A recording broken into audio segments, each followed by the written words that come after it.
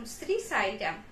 परमाराध्य परम प्रेममय परम करुणामय प्राणसखा भगवान का चरण कमल रे कोटि कोटि प्रणति जणे आरंभ करिबा भगवान कर अवतार बाणी। भगवान आमको आज कौन संदेश देउछन्ते आसंत सुनिबा। अन्याय भावरे उपार्जित और संचित धन गरीब लोकर रक्त शोषिबार परिणति। एपरि नीतिविहीन जीवनर दास होई शोषण रे बंचिबा आदौ उचित नुहे। एपरि स्वार्थ सर्वस्व शोषण मुक्त जीवन को भगवान मध्य क्षमा करि पारंती नाही। जे धन को दान बा भोग न करी जमा करी रखी से मृत्यु पर मध्य दंड पाए। एपरि लोकंक वंशधर माने मध्य भविष्यत रे दुर्गति लाभ करिथांते।